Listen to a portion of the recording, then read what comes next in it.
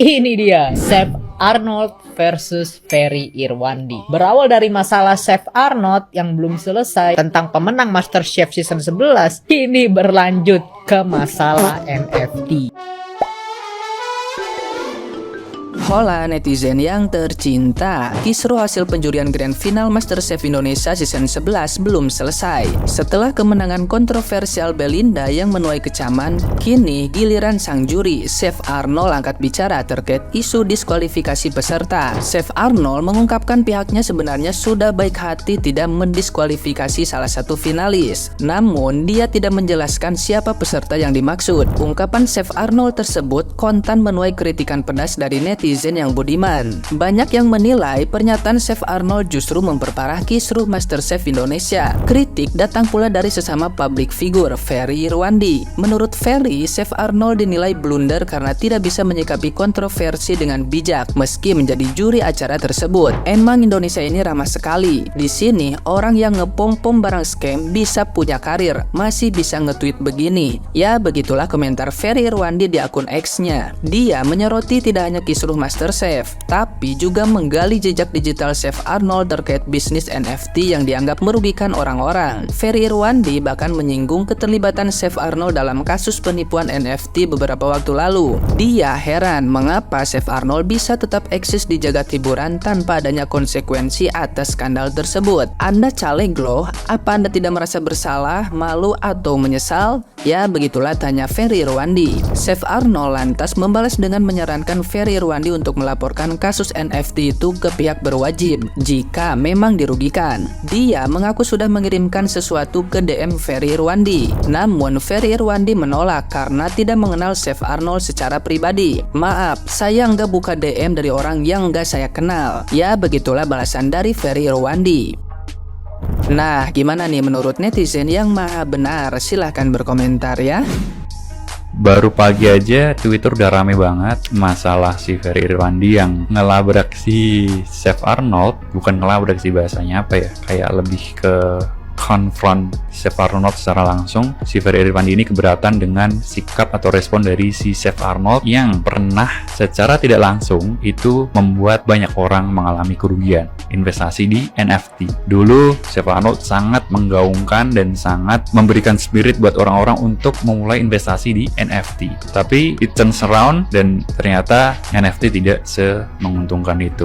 Alhasil banyak banget orang yang mengalami rugi. Ferry Irwandi keberatan dengan sikap si Chef Arnold yang sama sekali tidak merasa bersalah dan sama sekali tidak mencoba untuk bertanggung jawab atas kerugian-kerugian orang itu. Ferry Irwandi juga dengan sindiran bahwasanya negara atau republik ini itu sangat-sangat segitu slownya. Ferry Irwandi ini berharap ada semacam keadilan yang diberlakukan untuk si Chef Arnold yang menurut si Ferry Irwandi ini secara tidak langsung itu merugikan banyak orang. Si Chef Arnoldnya ya, berkaitan dengan investasi di NFT atau investasi secara general, gue juga bukan expert, tapi kalau gue sih dari dulu emang bukan gue nggak tertarik dengan NFT, tapi karena gue itu nggak ngerti. Yang pertama, nggak sebegitu ngertinya dengan NFT, dari marketnya, potensi marketnya, value-nya, dan gue nggak punya target market gue kalau gue memang trading NFT. Jadi gue merasa kayak nggak begitu dapat value dari NFT-nya, jadi gue nggak invest sama sekali di NFT, meskipun teman-teman gue mulai banyak yang gue bilangnya sih FOMO untuk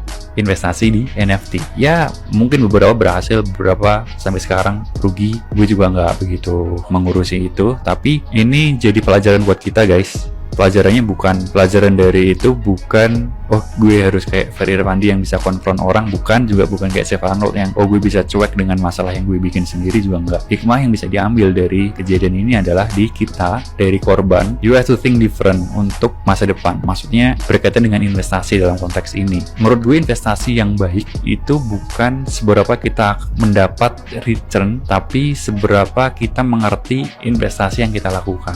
Jangan pernah melakukan investasi di sesuatu yang kita nggak paham sama sekali. Mau investasi yang kita terlibat secara aktif atau secara pasif, gue rasa dengan kondisi keuangan kita yang mungkin masih belum begitu settle, you have to invest in what you really know, dengan pengetahuan yang kita punya, dengan wawasan yang kita punya, dan mungkin kita punya sedikit pengalaman di apa yang kita ingin investasikan. Jadi ya kalau korban mau menyalahkan Safe Arnold semerta-merta juga gue rasa ini juga nggak fair, karena kontrol tetap di kita. Safe Arnold ini kan sebagai pelicinnya kalau dibilang ya, karena mungkin secara tidak langsung membuat orang ke-trigger untuk invest. Tapi mungkin juga sumbernya bukan cuma Safe Arnold doang, karena banyak saat itu influencer yang menggaungkan NFT, dan sedikit influencer tentang finansial atau non-finansial yang ngobrolin tentang NFT, peluang NFT beserta dengan peluang risikonya, yang jarang banget saat itu gue dengar dan gue dapatkan dari orang-orang yang sering ngobrol tentang keuangan di media sosial. Itu jarang banget yang ngomongin tentang potensi risikonya dan mungkin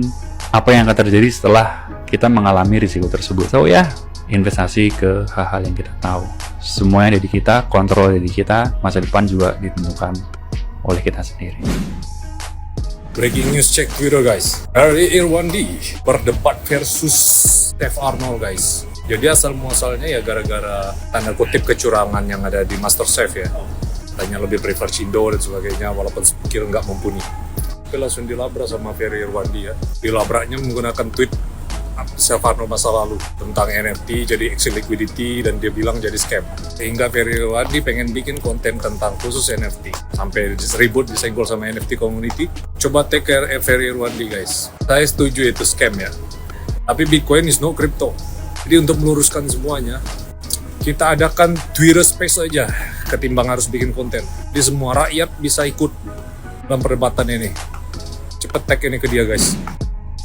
Yang Safe siapa? Yang ngegoreng siapa? Ini dia, Safe Arnold versus Ferry Irwandi. Berawal dari masalah Safe Arnold yang belum selesai tentang pemenang MasterChef season 11, ini berlanjut ke masalah NFT. Berawal dari tweet Safe Arnold, masih mending tidak kami diskualifikasi. Akhirnya di-reply oleh Ferry Irwandi langsung. Ferry Irwandi mengatakan kalau orang yang jelas-jelas suka ngepom-pom barang scam masih bisa berpolitik dan masih bisa punya karir. Wow, dalam banget kata-katanya. By the way, ada yang mau gorengannya? Ini gorengannya mahal dan tentunya enak loh. Dan lagi Ferry Irwandi mengatakan, bayangin dengan bangganya si Chef A mempromosikan dan membesar-besarkan NFT untuk ajang investasi yang padahal scam, kini merasa tidak bersalah dengan segala bumbu manis ucapan yang Chef A promosikan untuk investasi di NFT. Sebenarnya Ferry Irwandi hanya meminta keadilan dan meminta negara untuk bertindak sesuatu, melakukan sesuatu kepada Chef A. Tapi gue nggak tahu ya, gue nggak mau ikut campur tentang masalah NFT ini karena memang juga bukan di bidang gue. Tapi gue ngebayangin sih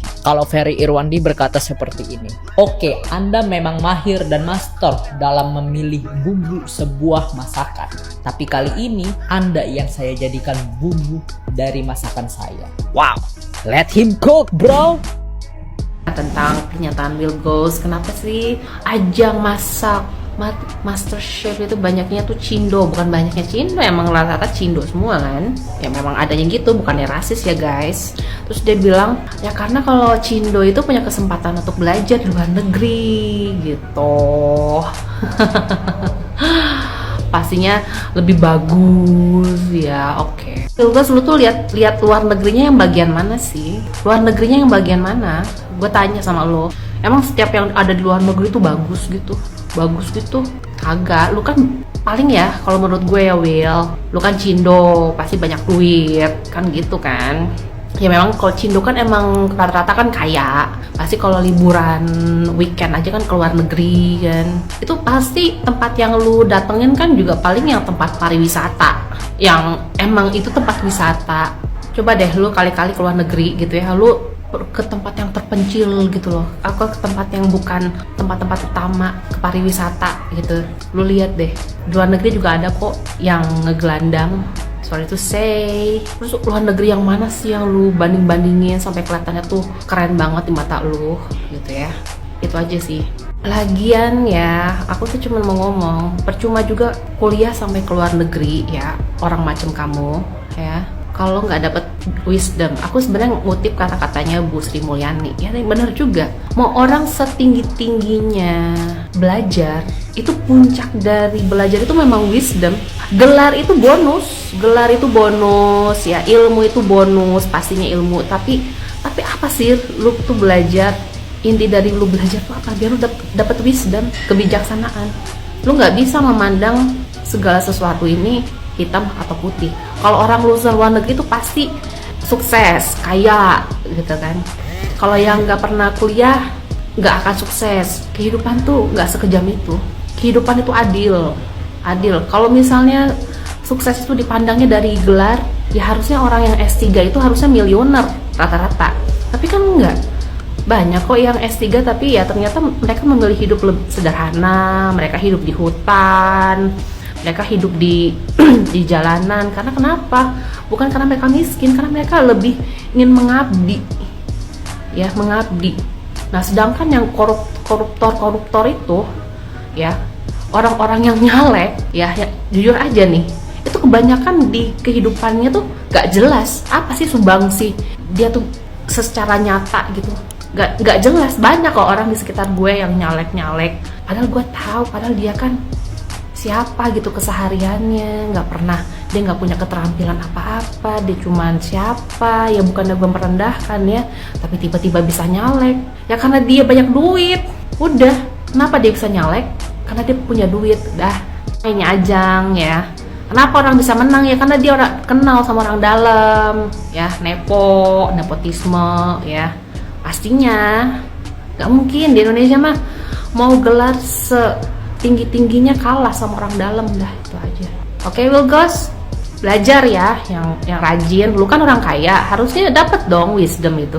Gimana sih? Harusnya semakin banyak uang tuh semakin kaya. Semakin kaya itu semakin ya banyak belajar gitu. Lagi lu ya. Oke, lu lihat luar negeri dari sisi mana lu yang lu lihat?